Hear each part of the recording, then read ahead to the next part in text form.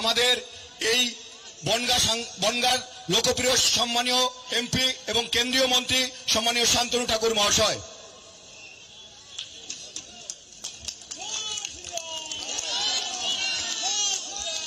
ভারত মাতা কি, ভারত মাতা কি। নমস্কার। আজকে আমাদের ভারতীয় জনতা পার্টির পক্ষ থেকে যে মহা মিছিল আয়োজন করা হয়েছে, সভাতে উপস্থিত রাজ্যের সম্মানীয় সভাপতি তথা রাজ্যসভার সাংসদ শ্রী শ্রমিক ভট্টাচার্য, আমাদের মধ্যে আছেন মহাদেব দা, আমাদের মধ্যে আছে বিধায়ক সুব্রত ঠাকুর, বিধায়ক অশোক কীর্তনিয়া, বিধায়ক অসীম সরকার, আমাদের মধ্যে আছে স্বপন মজুমদার বিধায়ক, এবং কল্যাণীর অম্বিকা রায় থেকে শুরু করে মঞ্চের বিকাশ ঘোষ আমাদের সভাপতি সহ সম্মানীয় মঞ্চ তথা আমার এলাকার শুভবুদ্ধি সম্পন্ন মানুষ, মতুয়া শরীদ মানুষ এবং স্থানীয় জনসাধারণকে আমার পক্ষ থেকে গৌরী অভিনন্দন শুভেচ্ছা জানাই। আমি বেশিক্ষণ সময় নেব না, শ্রমিকদের খুব ব্যস্ত।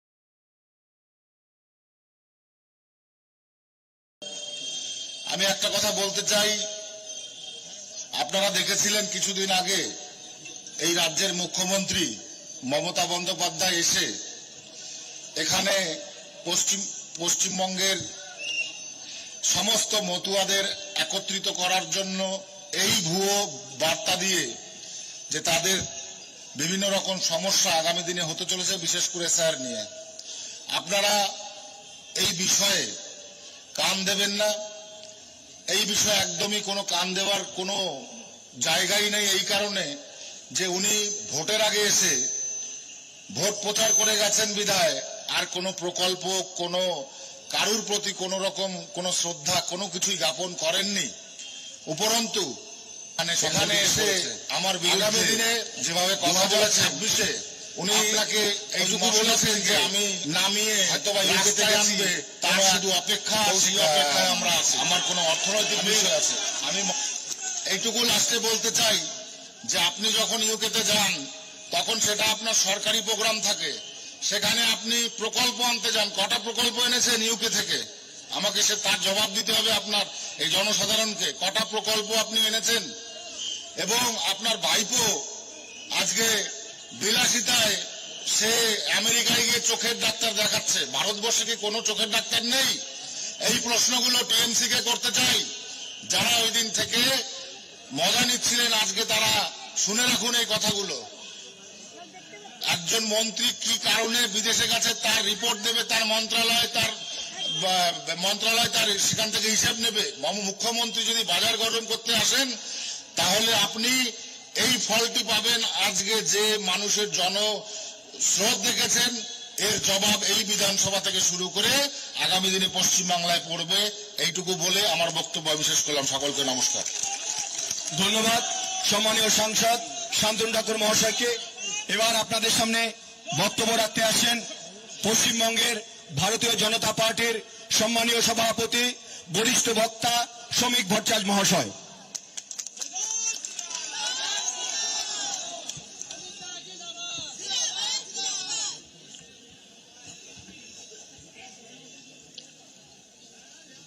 বনগাঁ সাংগঠনিক জেলার প্রিয় সভাপতি, মঞ্চে উপস্থিত আপনাদের প্রিয় সাংসদ এবং কেন্দ্রীয় মন্ত্রী শ্রী শান্তনু ঠাকুর, এখানে উপস্থিত বিধায়ক শ্রী অসীম সরকার, শ্রী অশোক কীর্তনিয়া, শ্রী সুব্রত ঠাকুর, শ্রী স্বপন মজুমদার, শ্রী অম্বিকা রায়, শ্রী দেবদাস মন্ডল, শ্রী মহাদেব সরকার, শ্রীমতী বিভা মজুমদার, সন্দীপ ব্যানার্জি এবং আমার যে সমস্ত সহকর্মী বন্ধুগণ এখানে উপস্থিত আছেন প্রত্যেককেই আন্তরিক অভিনন্দন জানাই। দেখুন, আমরা এখানে এসেছি একটা নির্দিষ্ট বার্তা দিতে বনগাঁ অঞ্চলের মানুষ যারা দিনের পর দিন পূর্ব পাকিস্তানে কিংবা অধুনা বাংলাদেশে অত্যাচারিত হয়েছিলেন, দিনের পর দিন যাদের জীবনের অধিকারকে কার্যত ওখানকার কিছু ধর্মান্ধ মৌলবাদীরা বাজেয়াপ্ত করেছিল, তাদের ইচ্ছার বিরুদ্ধেই দেশটা ভাগ হয়ে গিয়েছে। যখন অহিংস এবং সহিংস আন্দোলনের ঢেউ ভারতবর্ষের স্বাধীনতার রণতরীকে নির্দিষ্ট জায়গায় পৌঁছে দিচ্ছিল, তখন কিছু মানুষ বলে উঠলেন হিন্দু মুসলমান দুটি পৃথক জাতি, তারা একই জায়গায় বসবাস করতে পারে না। আবার কিছু মানুষ রাস্তায় নামলেন, বললেন একই বৃন্তে দুটি কুসুম, হিন্দু মুসলমান।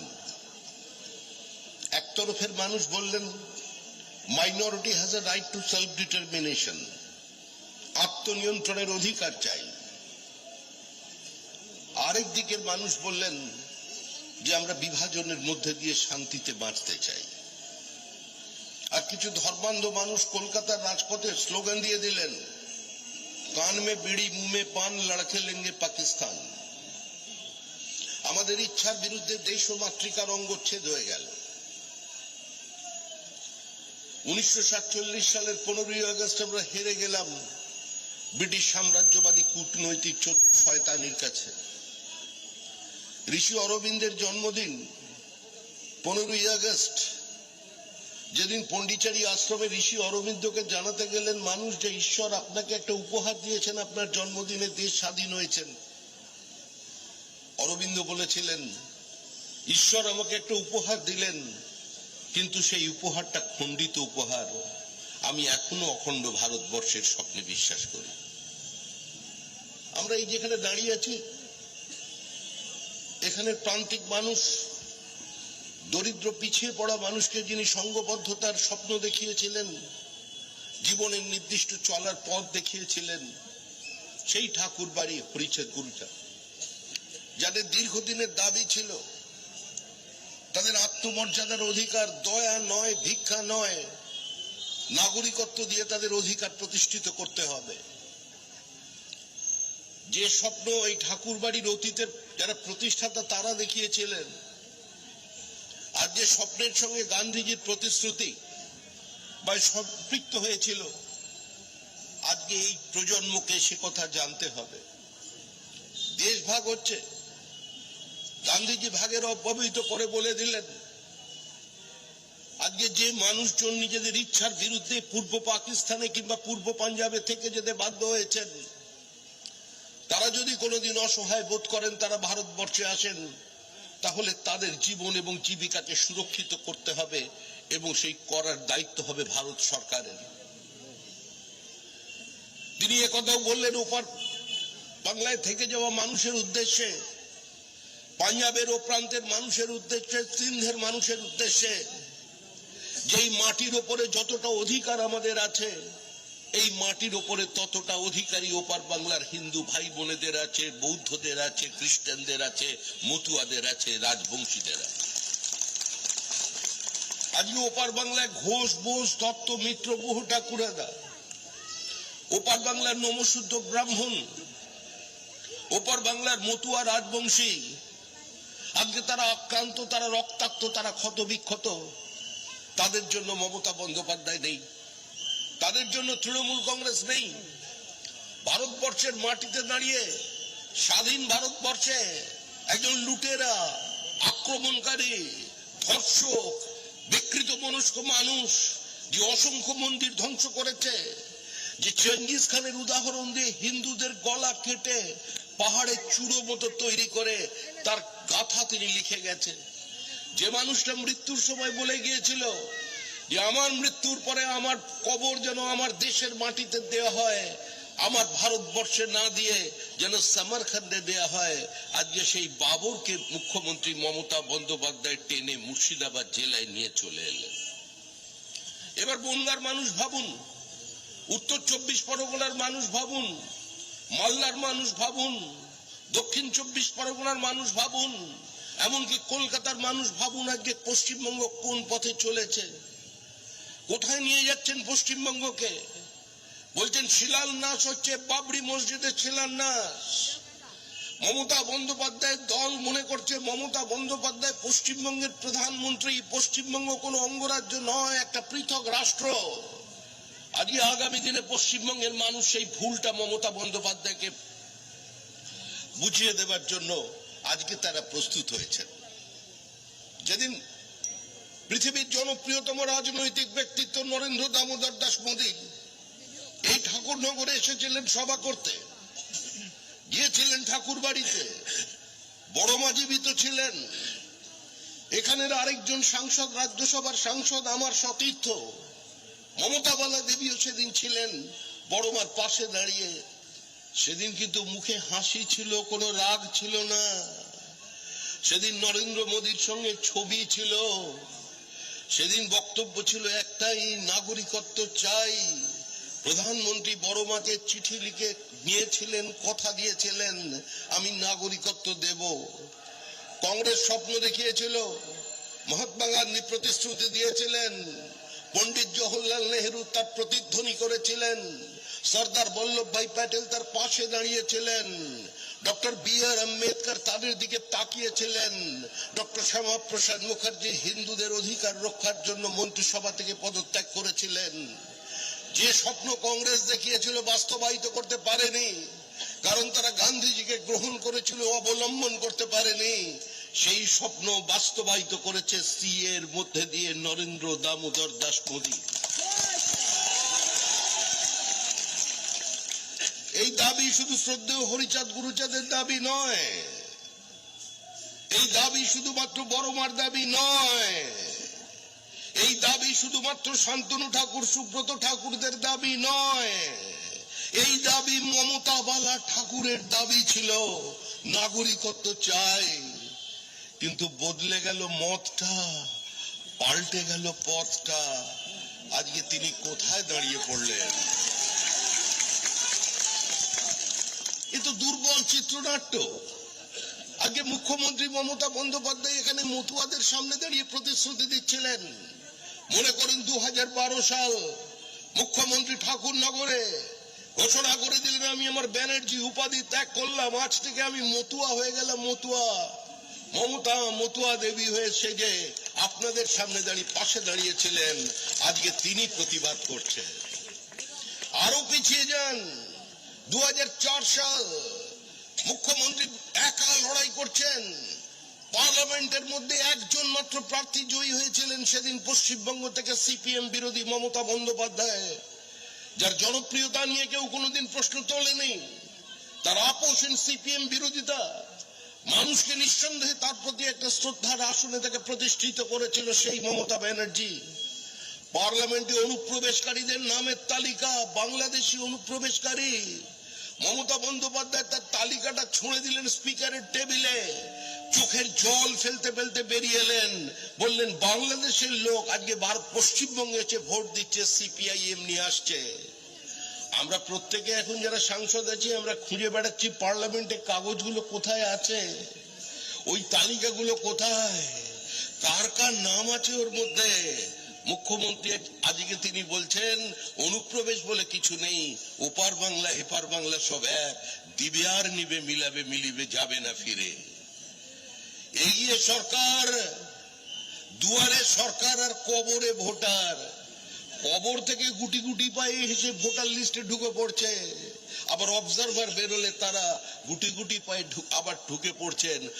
আবার কবরের মধ্যে অবাক পশ্চিমবঙ্গ। সারা 12টি রাজ্যে নির্বাচন চলেছে, 12টি রাজ্যে নির্বাচনের আগে এসআইআর চলেছে। কিছু লোক নেমে পড়েছেন বলে ভোট চুরি মানব না। রাহুল গান্ধী বলছেন ভোট চোরদের বিরুদ্ধে লড়াই করতে হবে, পাশে কে দাঁড়িয়ে আছে মমতা বন্দ্যোপাধ্যায়ের দলের নেতারা। এরা তো চুরি নয়, এরা ডাকাত, এরা সম্পূর্ণ ডাকাতি শুরু করেছে পশ্চিমবঙ্গে। কংগ্রেস একটা সময় আপনার পুকুরের মাছ চুরি করেছিল, কংগ্রেসের পরে সিপিএম যে পুকুর শুদ্ধ মাছ শুদ্ধ লোপাট করেছিল।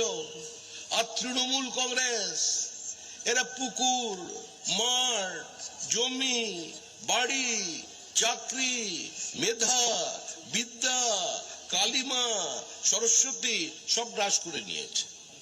একটা সর্বভোগ রাজনৈতিক দল এতদিন পর্যন্ত কয়লা খেয়েছিল, পাথর খেয়েছিল, বালি খেয়েছিল, চাকরি খেয়েছিল, রেশনের ডাল খেয়েছিল, মিড ডে মিলের চাল খেয়েছিল। এখন দেখা যাচ্ছে মৃতদেহের চোখ পর্যন্ত উপড়ে নিচ্ছে, মৃতদেহের চোখ বিক্রির রাজনীতি।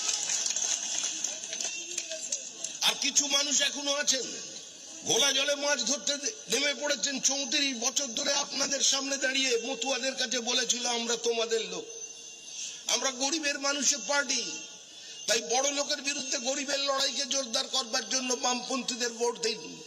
এই অঞ্চলের মানুষ আজকে 2 দশক আগে হাতে লাল পতাকা নিয়ে ব্রিগেড ভরিয়েছিলেন, কলকাতার মিছিলে সামিল হয়ে গিয়ে জনজীবনকে বিপর্যস্ত করে দিয়েছিলেন, সায়েন্টিফিক রিগিং এ অংশগ্রহণ করেছেন।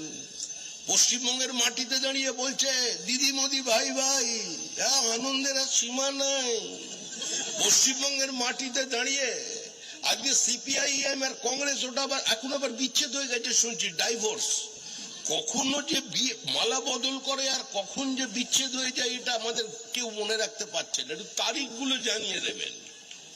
এরা দাঁড়িয়ে বলছে এখানে ইডি সিবিআই এর তদন্তের গতি নেই কেন, কারণ উপরে নাকি সব সেটিং হয়ে গেছে। আর যখনই তদন্তের গতি বাড়ছে তখনই দেখবেন সিপিআইএম আর তৃণমূল কংগ্রেস দিল্লি থেকে একে অন্যের দিকে তাকিয়ে বলছেন হামে তুমসে প্যার কিতনা ये हम नहीं जानते मगर हम जी नहीं सकते तुम्हारे बिना। তৃণমূল কংগ্রেস আর সিপিএম এক হয়ে আজকে দিল্লিতে গিয়ে তারা ধর্ণা দিচ্ছে বর্তমান কেন্দ্রীয় সরকারের বিরুদ্ধে। আর পশ্চিমবঙ্গের মানুষের অধিকার কারবার জন্য তারা এসআইআর নিয়ে বিরোধিতা রাস্তায় নেমে পড়লেন। মুখ্যমন্ত্রী এখানে এসে বললেন কোন হিন্দুর নাম বাদ পড়লে, মতুয়ার নাম বাদ পড়লে অচল করে দেবেন ভারতবর্ষ। আরে সারা ভারতবর্ষের কোন মানুষ এই অচলের গল্প বলছেন না। আপনি এসআইআর বন্ধ করে দিন, আমরা তো বলছি এসআইআর বন্ধ করুন, ইডি সিবিআই এর দফতরে তালা লাগিয়ে দেওয়া হোক, জিএসটি ইনকাম ট্যাক্স কে নোটিশ দিতে বারণ করে দিক।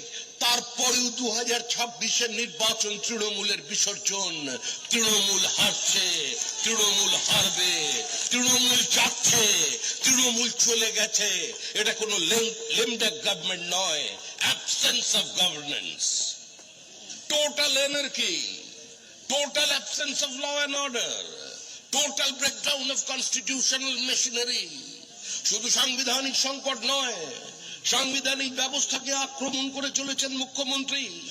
মুখ্যমন্ত্রী এসআইআর কে সামনে রেখে, সিএ কে সামনে রেখে মুখ্যমন্ত্রী তার 14 বছরের অপকর্মকে মানুষের দৃষ্টি থেকে দূরে সরাতে চান। মানুষ আরজিকর ভোলেনি, মানুষ 40,000 চাকরি বিক্রি ভোলেনি, মানুষ বকটুই ভোলেনি, মানুষ তৃণমূলের হাতে তৃণমূল খুন ভোলেনি, মানুষ রেশন চুরি ভোলেনি, মানুষ বন সহায়কের চাকরি বিক্রি ভোলেনি, মানুষ মুখ্যমন্ত্রীর দপ্তরের গ্রুপ ডি এর কর্মীর তালিকা প্রকাশের অসঙ্গতি ভোলেনি, মানুষ মাদ্রাসা শিক্ষকের চাকরিকে বিক্রি করে দেওয়া বলেনি। পশ্চিমবঙ্গের মানুষ রাজনীতি সচেতন মানুষ, তারা দুর্বল তৃণমূলকে 2011 সালে ক্ষমতায় নিয়ে এসেছিল দুর্দণ্ড প্রতাপ সিপিআইএম এর বিসর্জন দিয়ে। মানুষ জানতেন দীঘা গোয়া হবে না, কলকাতা লন্ডন হবে না, দার্জিলিং সুইজারল্যান্ড হবে না। মানুষ জানতেন 40,000 বন্ধ কারখানার দরজার তালা খোলা যাবে না। মানুষ জানতেন প্রত্যেকটা মহকুমায় একটা করে সুপার স্পেশালিটি হসপিটাল তৈরি করা যাবে না। মানুষ জানতেন পশ্চিমবঙ্গকে বিনিয়োগের স্বর্গরাজ্য তৈরি করে দেওয়া যাবে না। কারণ তাও মানুষ ভোট দিয়েছিলেন মমতা দেবীকে। কারণ মমতা দেবী বলেছিলেন আমি কিছু করতে পারি বা না পারি, আমি আপনাকে নির্ভয় ভোট দানের ব্যবস্থা করব। ওই থান কাপড় বিতরণ নয়, বাইক বাহিনী নয়, বুথ ক্যাম্প নয়, সায়েন্টিফিক রিগিং নয়, আমি আমার মতো করে কথা বলবো, আপনারা আপনার মতো করে ভোট দেবেন। আজকে রেস্টোরেশন অফ ডেমোক্রেসি, গণতন্ত্রের পুনঃপ্রতিষ্ঠা নিয়েই পশ্চিমবঙ্গের ক্ষমতার পালা বদল হয়ে গিয়েছিল। আজকে সে জায়গায় দাঁড়িয়ে মানুষ মুখ্যমন্ত্রীর দিকে তাকিয়ে বলছে তুমি আর নেই সে তুমি, জানি না কেন এমন হয়। আজকে মুখ্যমন্ত্রীর কাছে আমাদের প্রশ্ন যে আমরা কথা বলতে চাই, আমরা প্রতিবাদ করতে চাই। সংসদীয় গণতন্ত্র বিরোধী দলনেতার স্থান মুখ্যমন্ত্রীর পরে আমাদের বিরোধী দলনেতা শুভেন্দু অধিকারী কুচবিহার থেকে কাকদ্বীপ পর্যন্ত ময়দানে আছেন, লড়াই করছেন, কিন্তু তাকে প্রত্যেকটি সভা, প্রত্যেকটি মিছিল করবার জন্য হাইকোর্টের দরজায় গিয়ে কড়া নাড়তে হচ্ছে। অর্থাৎ এ রাজ্যে গণতন্ত্র কোথায় আছে আপনারা সেটা মনে করাননি। তবে একটা কথা বলবো, আমি বিরোধী রাজনৈতিক দল করি বলে আমি মুখ্যমন্ত্রীর শুধুমাত্র সমালোচনা বা বিরোধিতা করব না। মুখ্যমন্ত্রীর হৃদয় আমাদের থেকে অনেক বড়। আমাদের মুখ্যমন্ত্রী ভালোবাসেন, আমাদের মুখ্যমন্ত্রী কবিতা লেখেন, আমাদের মুখ্যমন্ত্রী পাথরে ধানের চাষ করে দিতে পারেন, আমাদের মুখ্যমন্ত্রী যে কোনো নদীর গতিপথ বদল করে দিতে পারেন, আমাদের মুখ্যমন্ত্রী খড়গপুরের রাত জেগে সাইক্লোনের গতিমুখ পর্যন্ত পরিবর্তন করে দিতে পারেন। কিন্তু মুখ্যমন্ত্রী তাই বলছেন, আরে যারা মারা গেছে তো কি হয়েছে, যারা মারা গেছে ও তো কারোর বাবা ছিল, বোন ছিল, ভাই ছিল, প্রেমিক ছিল। যারা মারা গেছে তাদের কেন ভোটার লিস্ট থেকে নাম বাদ যাবে, তাদের ধরে রাখতে চান।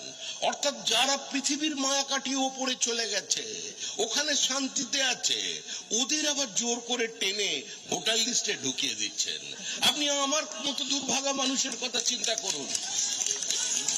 গত কোভিডে আমার মা আর বাবা দুজনেই 18 দিনের ব্যবধানে আজকে তারা প্রয়াত হয়েছিলেন। বিধাননগর মিউনিসিপ্যালিটি নির্বাচন, কর্পোরেশনের নির্বাচন, আমি সকালবেলা 9টার সময় গিয়ে ভোট দিলাম। আমি বোতাম টেপবার পরে আমার দলীয় কার্যালয়ে 6 মুরলীধর সেন লেনে, ওই আমার ইউনিভার্সিটির পাশে যারা গেছে আপনারা জানেন পিছন দিকে, আমি ওখানে পার্টির কাজে ঢুকে পড়লাম। আমার মতো দুর্ভাগা কি আছে বলতে পারেন? সন্ধ্যাবেলায় জানতে পারলাম আমার মা আর বাবা দুজনেই এসেছিল হাতে হাত ধরে, বিকেল 4টের সময় ভোট দিয়ে চলে গেল। আমি কেন গেলাম 9টার সময়? আমরা তাদের হাত থেকে দূরে সরিয়ে রাখতে চাই, উনি তাদের ভেতরে টেনে রাখতে চান। মুখ্যমন্ত্রীর মন বড়, বলেছে মায়ানমার থেকে, সেখান থেকে রোহিঙ্গারা বিতাড়িত, তো কি হয়েছে, আমরা তো এখানে আছি, আমাদের রাজ্যে আসবে, দানপত্র তৈরি করে দেবেন। ভুলে যাবেন না শেখ হাসিনা আমাদের দেশের প্রধানমন্ত্রী নরেন্দ্র মোদীর পাশে বসে ওই রবীন্দ্রনাথের শান্তিনিকেতনে তিনি বলেছিলেন, কত লক্ষ, 60 লক্ষ, আমার যদি 12 কোটি মানুষ খাইতে পারে, 65 লক্ষ ওরাও খাইবে। অর্থাৎ কত বড় মন নিয়ে কথা বলে তিনি কক্সবাজারে ঢুকিয়েছিলেন। আজকে তাদের পর্যটন শিল্প ধাক্কা খেয়ে গেছে, রোহিঙ্গারা ছাড়খাড় করে দিয়েছে গোটা এলাকায়। আজকে ড্রাগের অবৈধ ব্যবসা, চোরা কারবার, অস্ত্রের ব্যবসা, সংঘর্ষ বাংলাদেশের পর্যটনকে আজকে রসাতলে নামিয়ে দিয়েছে। যারা একদিন প্রকাশ্যে দাঁড়িয়ে বিবৃতি দিল ভারত ভাগ মানতে হবে তবেই ভারত স্বাধীন হবে, যারা উপর বাংলায় আপনার দিদিমার বস্ত্র হরণ করেছিল, যারা স্বামীর সামনে স্ত্রীকে ধর্ষণ করেছে, তার স্তন কেটে দিয়েছিল, আজকে তারাও পশ্চিমবঙ্গে আসছে, তারাও ঢুকবে। আজকে অঞ্চলের মানুষকে মনে রাখতে হবে শ্রীমতী ইন্দিরা গান্ধী। আমরা রাজনৈতিক বিরোধী অবস্থানে ছিলাম, কিন্তু বিজেপির রাজনীতি বিরোধিতার রাজনীতি নয়, বিজেপির রাজনীতি সংঘবদ্ধতার রাজনীতি, জাতীয়তাবাদের রাজনীতি।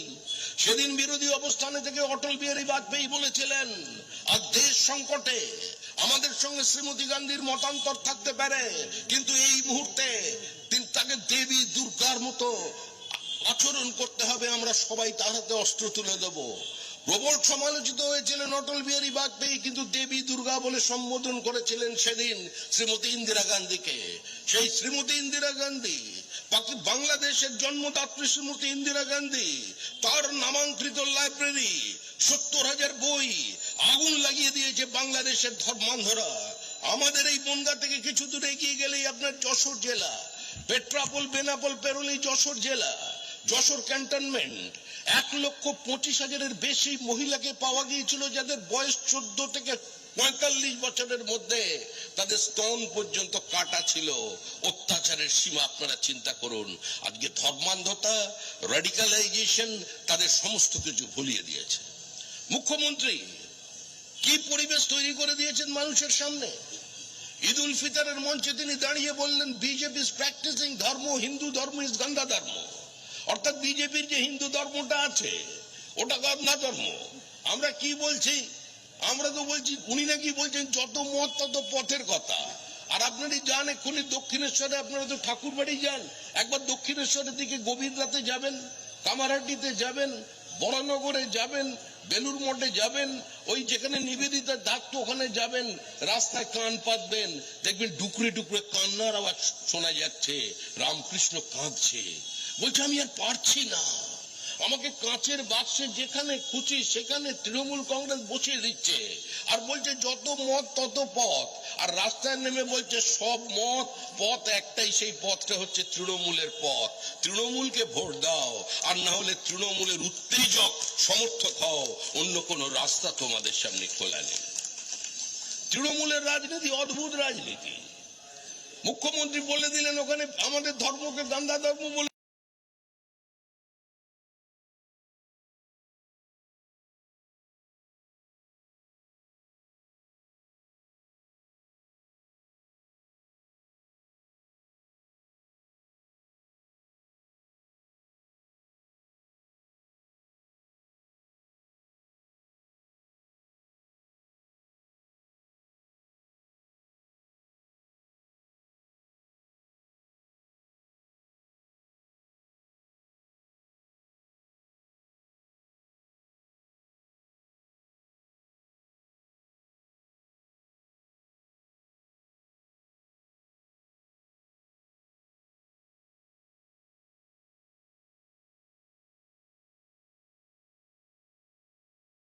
দিলেন। আবার ফিরাদ হাকিম আছেন 30% যখন চাইবো কেটে ভাগীরথীর জলে ভাসিয়ে দেবো। এখন মুখ্যমন্ত্রীর স্বপ্ন সার্থক হয়েছে বাংলার মাটিতে। উনি প্রতি 6ই ডিসেম্বরকে একটা সম্প্রীতি যাত্রা করেন, সম্প্রীতি যাত্রা। ওই সম্প্রীতি যাত্রা করতে করতে আজকে ওখানে একজন ইট নিয়ে পৌঁছে গেছে। কালকে থেকে ঘোষণা করেছে 40,000 মানুষের জন্য বিফ বিরিয়ানি, মানে গোমাংসের প্রচলন বাড়াতে হবে, প্রচলন বাড়াতে হবে। এরপরে দেখবেন মানে ওরা চাইছেন যে আপনার বাড়ির মেয়ের বিয়েতেও যেন অন্যান্য খাবারের সঙ্গে ওই গোমাংসটা থাকে। গোমাংসের প্রতি পশ্চিমবঙ্গের মানুষের নাকি আসক্তি বাড়ছে, তাই ওখানে বাবরি মসজিদ তৈরি হচ্ছে, 40,000 মানুষের জন্য গোশ বিরিয়ানি তৈরি হচ্ছে। মুখ্যমন্ত্রী এখানে নীরবে বসে আছেন, তার বিরুদ্ধে কোনো ব্যবস্থা নেওয়া হচ্ছে না। আরে আমরা তো বলছি এই লড়াই মসজিদের লড়াই নয়, এই লড়াই হচ্ছে বিদেশি আক্রমণকারীর সঙ্গে ভারতীয় জাতীয়তাবাদের লড়াই। রাম মন্দির প্রতিষ্ঠা হয়েছে 550 বছরের সংঘর্ষের পরে। সারা ভারতবর্ষের মানুষ দলমত নির্বিশেষে উদযাপন করেছেন দিনটিকে। মুখ্যমন্ত্রী করতে পারতেন কিন্তু করেননি, কারণ মুখ্যমন্ত্রীকে এখন তার কালী ঠাকুর মানে ওই কালীঘাটের কালীমাও এখন তার ফাইল দিচ্ছেন না। তিনিও বলছেন আমি আর পারছি না, আমি কত সহ্য করব, আমি কত কেস তোমার এদিকে ওদিকে করে দেবো, আমাকে এবার তুমি দয়া করে মুক্তি দাও। তাই মুখ্যমন্ত্রী ওখান থেকে বিদায় নিয়ে চলে গিয়েছেন। এখন পুরো বঙ্গোপসাগরের তীরে জগন্নাথ দেব উপরে চমকে উঠেছেন, বলছে হচ্ছে কি। জগন্নাথ দেবকে বলছেন তোমায় এখন যেতে হবে কোথায়, দীঘায়। জগন্নাথ দেব বলছেন আরে তো আমি তো এতদিন সমুদ্রের পাড়ে ঝড় ঝঞ্ঝার মধ্যে বসে আছি, এটা ধাম, তোমার বাংলার সমস্ত মানুষ আসছে, আমি কেন ওখানে যাব। উনি বলছেন না, কিন্তু জগন্নাথ বলছেন যেতে পারি কিন্তু কেন যাব, বলে এই উত্তর আমার কাছে দেওয়ার নেই, আমি তোমাকে নিয়ে যাব। উনি নিয়ে এলেন আমাদের 200 কোটি টাকা খরচা করে। আমাদের টাকা তো সরাসরি খরচা করা যাবে না, কারণ মুখ্যমন্ত্রীর একটা অঙ্ক আছে। তিনি বলেন আমি পারি, তিনি পারেন, সেজন্য আপনার টাকা দিয়ে মন্দির তৈরি হয়ে গেল, নাম দেওয়া হলো জগন্নাথ কালচারাল সেন্টার। কিছুদিনের মধ্যেই নাম বদল হয়ে গেলেন জগন্নাথ ধাম। জগন্নাথ দেব বিপদে পড়ে গেছেন, রে বাবা এ তো আমার বিশ্বাসযোগ্যতা নিয়ে প্রশ্ন উঠছে, আমি কোথায়, আমি পুরীতে আমার প্রাণ নাভি কলস, না আমি এখন দীঘার পাড়ে থাকবো। শেষে জগন্নাথ দেব বলে দিয়েছেন ঠিক আছে তোমার যখন ইচ্ছে বাবুঘাটে তোমার বিসর্জন হবে না, আমি তোমাকে অন্তত নিজের সাক্ষী থেকে রেখে দক্ষিণ চব্বিশ মানে ওই সমুদ্রেতেই বিসর্জন দিয়ে দেব। কারণ এখানে অনেক মানুষ ছিলেন, এখানে স্বাধীন তাম্রলিপ্ত সরকার হয়েছিল, বিদ্যাসাগরের জেলা, মাতঙ্গিনী গুলি খেয়েছিলেন, পিছাবনিতে আন্দোলন হয়েছিল,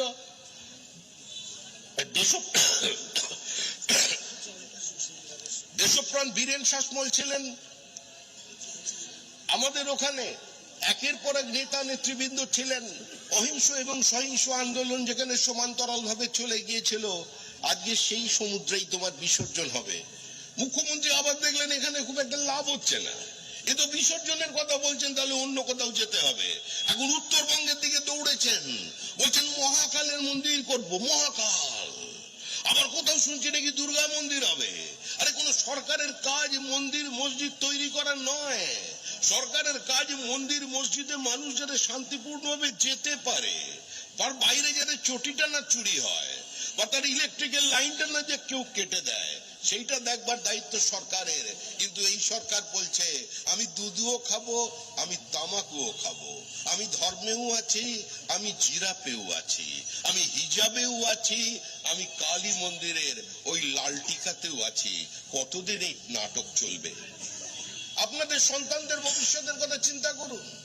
মহিলাদের অপমান করা হচ্ছে, বলছেন মমতা বন্দ্যোপাধ্যায়কে হারানো দুঃসাধ্য, কারণ 1200 টাকা নিয়ে নাকি মহিলারা তাকে ভোট দিয়ে দেন। আরে পশ্চিমবঙ্গের মানুষের রাজনৈতিক বোধকে একজন মহিলার সত্তাকে 1200 টাকা দিয়ে কেনা যায়, এই উক্তি যারা করেন তারা মহিলাদের অপমান করেন।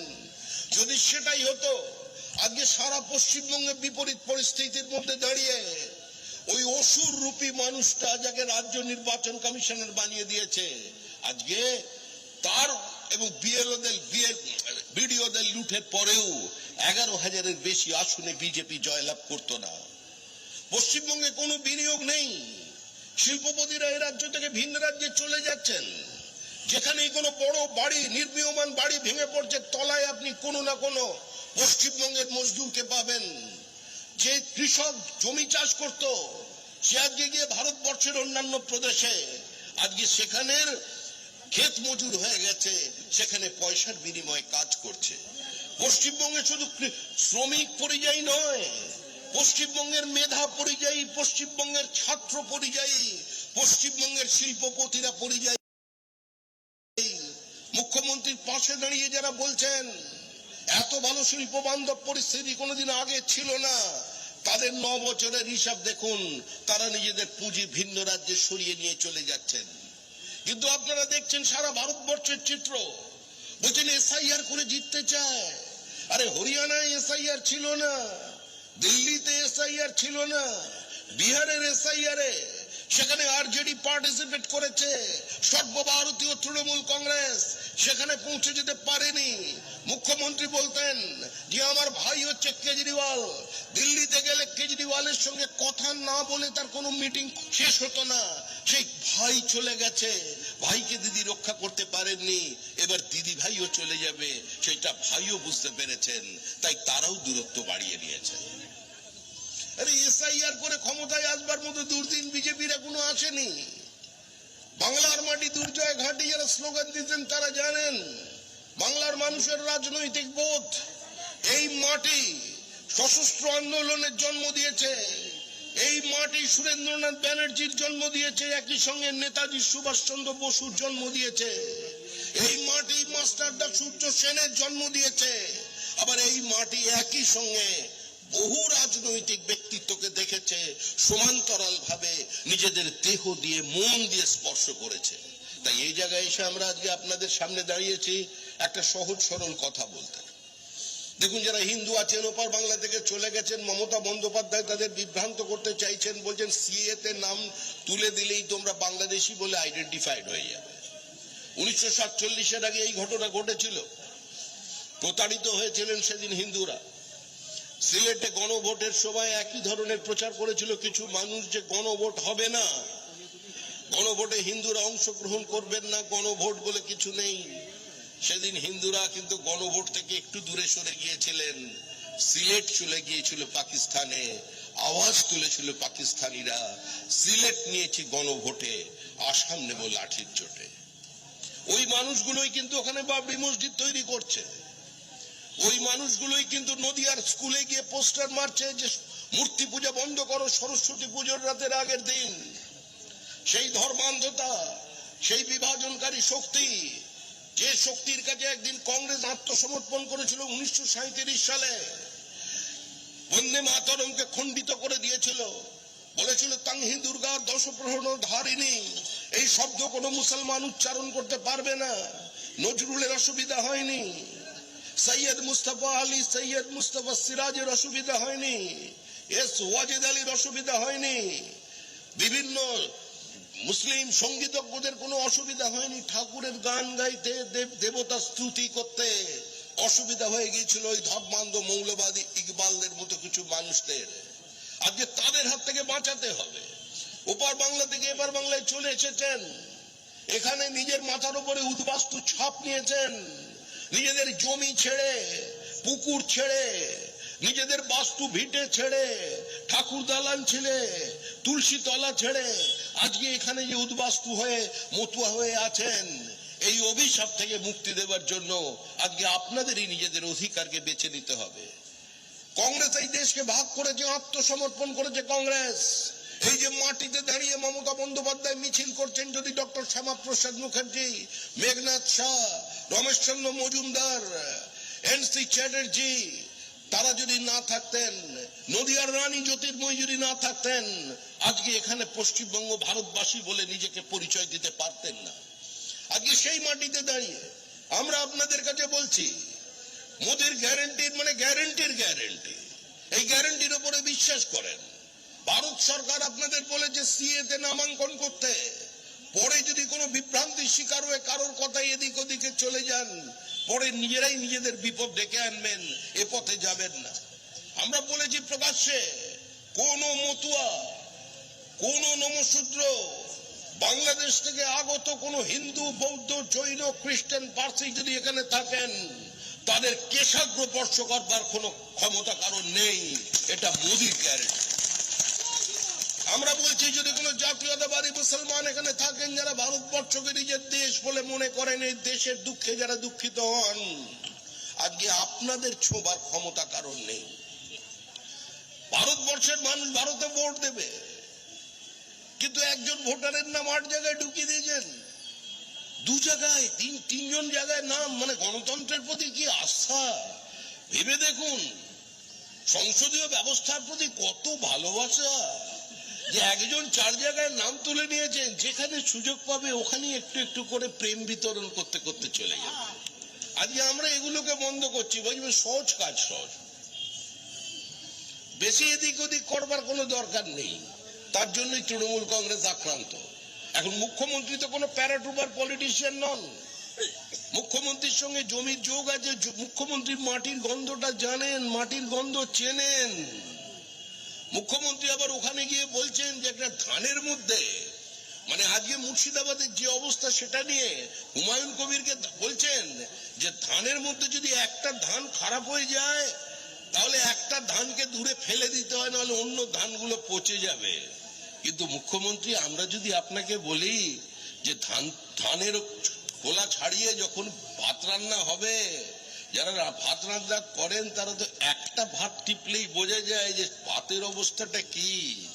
আজকে ওই হুমায়ুন কবিরের মুর্শিদাবাদের চালই তো বলে দিচ্ছে পশ্চিমবঙ্গের বর্তমান বিভাজনের রাজনীতি কোন জায়গায় আপনি পৌঁছে দিয়েছেন।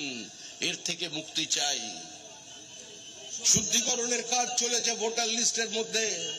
এখন মুখ্যমন্ত্রী তো, আমি আবার বলছি, তিনি মাটির নেত্রী, তিনি সোনার চামচ মুখে দিয়ে জন্মাননি, তিনি কোনো বড় কংগ্রেস নেতার ঘরে জন্মগ্রহণ করেননি। তিনি লড়াই করেছেন, সংঘর্ষ করেছেন, রক্ত জড়িয়েছেন, বিজেপির হাত ধরেছেন, দলের জন্ম দিয়েছেন, আবার বিজেপিকে ত্যাগ করে কংগ্রেসকে ধরেছেন, কংগ্রেসকে ছেড়েছেন, কিন্তু এখনো কংগ্রেসের নামটা নিজের দলের নাম থেকে বাদ দিতে পারেননি। তাই মুখ্যমন্ত্রী জানেন যে দুধে কতটা জল আছে। আসলে পশ্চিমবঙ্গের ভোটার লিস্টে দুধে জল মেশাতে মেশাতে আর দুধ নেই, এখন দুধটাই জল হয়ে গেছে, এখন জলে দুধ মেশানো হয়েছে। আর সেই দুধটাকে আলাদা করবার জন্য ওই রাজহাঁস থাকে না, এসে গেছে নির্বাচন কমিশন, সাংবিধানিক ব্যবস্থা, সাংবিধানিক সংস্থা। সৌগত রায় আবার বলেছেন, আমি জানি না এই বলার জন্য ওনাকে তৃণমূল গভীর রাতে এসে একটু আদর করে দিয়ে গেছে কিনা। উনি আবার বলেছিলেন যে এটা তো, এর মধ্যে তো কোনো অন্যায় নেই, বিতর্কের কোনো বিষয় নেই, এটা তো হয়, এটা হয়ে থাকে, একে স্বাগত জানানো উচিত। তারপরে সৌগতবাবু অসুস্থ, রাত্রিবেলা তৃণমূল কংগ্রেসের বাড়িতে গিয়েছিল কিনা সেটা আমার জানা নেই। এখন দেখছি আবার উনি ময়দানে নেমে পড়েছেন। তিনি এখন বলছেন না, সব গন্ডগোল হয়ে যাচ্ছে। দেখুন, মমতা বন্দ্যোপাধ্যায় চলে যাচ্ছেন, তৃণমূল হারছে, তৃণমূল হারবে, তৃণমূল চলে গেছে। কাকদ্বীপ থেকে পাহাড় সাগর পর্যন্ত আপনি যেদিকেই তাকাবেন, পাহাড় থেকে সাগর তৃণমূলের বিরুদ্ধে মানুষ প্রকাশ্যে রাস্তায় নেমে বলছে আরজি কর ভুলিনি, চাকরি বিক্রি ভুলিনি, বকটুই ভুলিনি, মরছে মুসলমান মারছে মুসলমান ভুলিনি, তৃণমূলকে মারছে তৃণমূল কংগ্রেস। গত 3 বছরে যত রাজনৈতিক খুন হয়েছে অধিকাংশ হয়েছে তৃণমূল কংগ্রেসের। আর 99% পরিবার দাঁড়িয়ে বলেছে সিবিআই এর তদন্ত চাই, কারণ তাদের অভিযোগের তীর হচ্ছে তৃণমূল কংগ্রেসের দিকে। হাওড়ার তপন দত্ত থেকে শুরু হয়েছিল, আর সেই খুন কিন্তু এখনো চলছে। এর বিরুদ্ধে রুখে দাঁড়াতে হবে। আপনাদের সঙ্গে দল আছে কি নেই, সিএ আইন করে নরেন্দ্র মোদী সেটা প্রমাণ করে দিয়েছেন। বিরূপ পরিস্থিতির মধ্যে দাঁড়িয়ে সংসদে একজন মন্ত্রী থাকার পরেও নিজের বিভিন্ন বিবৃতির মধ্যে দিয়ে শান্তনু ঠাকুর লড়াই করে যাচ্ছেন। প্রত্যেক মানুষকে তিনি বোঝাবার চেষ্টা করছেন। আমাদের বিধায়করা জায়গায় জায়গায় যাচ্ছেন, তাদের পাশে থাকুন, সিএ ফিল আপ করতে এগিয়ে আসুন, ভয় পাবেন না। বিজেপি যতদিন আপনাদের পাশে, হিন্দু উদ্বাস্তুদের পাশে ভারতবর্ষে বিজেপি ছাড়া অন্য কোনো রাজনৈতিক দল নেই। শ্যামাপ্রসাদ মুখার্জি ছাড়া অন্য কোনো বড় রাজনৈতিক ব্যক্তিত্ব আপনাদের পাশে দাঁড়াননি। আজকে যদি শ্যামাপ্রসাদের তৈরি পার্টি, আমরা নিজেদের আইডিওলজিক্যাল ডাইলিউশন করব না। আমাদের ঘোষিত সিদ্ধান্ত আছে 1952 সাল থেকে ওপার বাংলা থেকে আগত হিন্দু উদ্বাস্তুদের নাগরিকত্ব দিতে হবে। আমাদের আগে শক্তি ছিল না। অটলজি সরকার চালিয়েছিলেন 23টা রাজনৈতিক দলকে নিয়ে, এক পা এগিয়ে 2 পা পিছিয়ে আসতে হয়েছিল। কিন্তু গতবারে যখনই আমাদের ব্যবস্থা করে দিয়েছেন, 303টি আসন তারা দিয়েছিলেন, মানে 303 মোর পেনিট্রেটিং, মোর পাওয়ারফুল, তখনই আমরা সিএ করে দিয়েছি। এবার আপনাদের সহযোগিতা চাই, সহযোগিতা করুন বিএলওদের সঙ্গে। আর বিএলওদের উদ্দেশ্যে বলবো, আপনাদের উপরে অত্যাচার চলেছে, তৃণমূলের চাপ চলেছে, পঞ্চায়েত অফিসে তুলে নিয়ে গিয়ে আপনাদের দিয়ে ভুল তথ্য আপলোড করার প্রচেষ্টা চলেছে, মৃত ভোটারের নাম ঢোকানোর চেষ্টা চলেছে, বাংলাদেশি মুসলিম অনুপ্রবেশকারীর নাম ঢোকানোর ব্যবস্থা করা হচ্ছে, রোহিঙ্গাকে আপন করে নেওয়াদের জন্য আপনাদের উপর চাপ দেওয়া হচ্ছে। কিন্তু আপনারা পরবর্তীকালে ফেঁসে যাবেন। আপনাদের কাছে যদি নির্বাচন কমিশন বলেছেন যে এফিডেভিট দিতে, হলফনামা দিয়ে বলতে যে সমস্ত দায়িত্ব আপনাদের, কোন ক্ষেত্রে যদি মামলা হয়, স্কুলের শিক্ষক সরকারের থেকে মাইনে পান, সাসপেনশনে চলে যাবেন, 1 বছরের জেল হবে, চাকরিটা খুইয়ে ফেলবেন, এদের কথায় চলবেন না। সরকারের পরিবর্তন অবশ্যম্ভাবী। পুলিশও জানে সরকার পরিবর্তন হচ্ছে, কারণ পুলিশরাও ক্লান্ত। কিছু কিছু মানুষ এই লুটে ঢুকে পড়েছেন, কিছু কিছু আমলা ঢুকে পড়েছেন। এখানে আবার একটা মহাত্মা গান্ধীর নামাঙ্কিত কেউ একজন আছেন, সে তো মনে হচ্ছে চারিদিকে একদম পাথর লিকার সমস্ত কিছুর বাদশা হয়ে গেছে। এ তো আমাদের সবাই নেতাদের কথা ধরছে, সবাই বলছে নেতা, তৃণমূলের নেতা নাকি দামি চশমা পড়েছে। আরে তৃণমূলের নেতা দামি চশমা পড়েছে মাঠে ঘাটে খেটে। আর যে আমলা এখানে আছে তার স্ত্রী কতবারের জন্য নিজের জুয়েলারি, হীরের নেকলেস চেঞ্জ করছেন মাসে 2 বার, সেটাও একটু খোঁজ খবর নিন। পশ্চিমবঙ্গে কোনোদিন এই লুট হয়নি। তৃণমূল কংগ্রেস গোটা সমাজটাকে খোলা বাজার বানিয়ে দিয়ে লুটেরাদের রাজ্য প্রতিষ্ঠা করে দিয়েছে। এর বিরুদ্ধে আজকে মানুষ সংঘবদ্ধ হয়েছে, মানুষ তৃণমূলকে সরিয়ে দিচ্ছে। আর শেষ আবেদন করে আমি আমার বক্তব্য শেষ করব, যেখানে অনেক বামপন্থী থাকতে পারেন যারা এখনো ভিতরে ভিতরে মনে মনে অনেক, তারা ওই লেনিন মার্কসের কথা চিন্তা করতে পারেন। দেখুন, মতাদর্শ নিয়ে আমাদের সঙ্গে আপনাদের বিরোধ আছে, কিন্তু আজকে পশ্চিমবঙ্গের যে পরিবর্তিত রাজনৈতিক পরিস্থিতি, আমরা জানি মতাদর্শ, দল ছোট হয়ে যেতে পারে, লোক কমতে পারে, কিন্তু মতাদর্শের মৃত্যু হয় না। তাই দয়া করে আপনাদের মতাদর্শটা অন্তত এই নির্বাচনের জন্য হৃদয়ের মধ্যে রাখুন। ভোট কাটুয়া হবেন না, পিছনের দরজা দিয়ে তৃণমূলকে ক্ষমতায় নতুন করে ফিরিয়ে আনবেন না।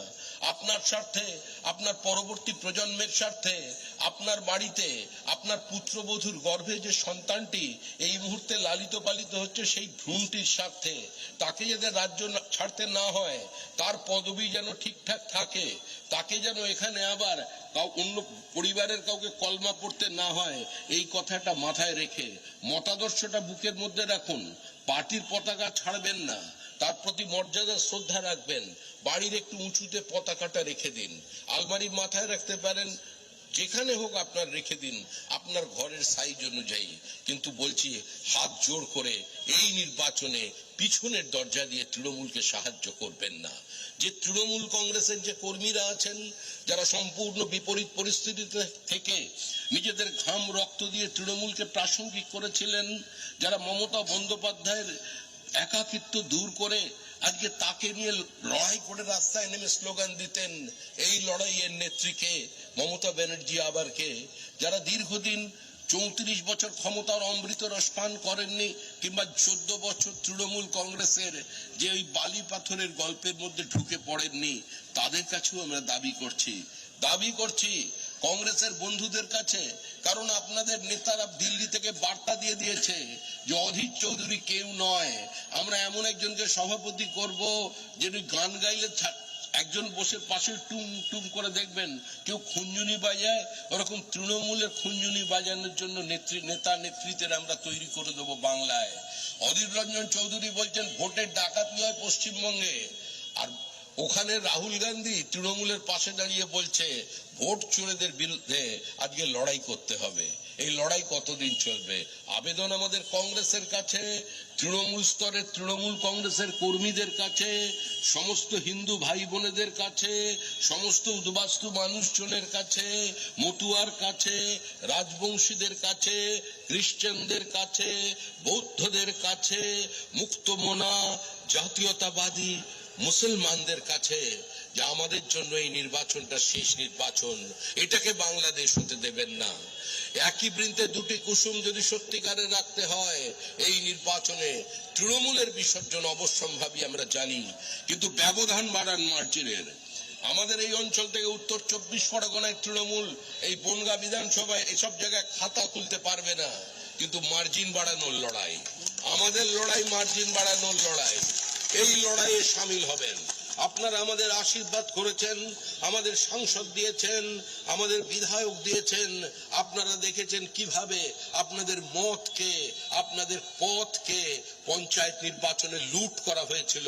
আজকে তার বিরুদ্ধে আপনারা গণতান্ত্রিক ব্যবস্থায় প্রতিশোধ নিন, এই তৃণমূলের বিদায়কে সুনিশ্চিত করুন। ধন্যবাদ, সবাই ভালো থাকবেন, আনন্দে থাকবেন, নমস্কার।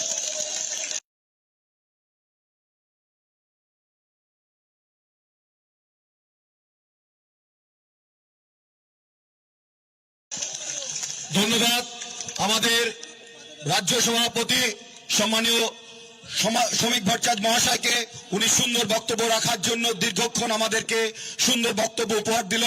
ওনাকে আমরা এলাকার সকল মানুষের পক্ষ থেকে জাতীয়তাবাদী গৌরীক অভিনন্দন জানাই।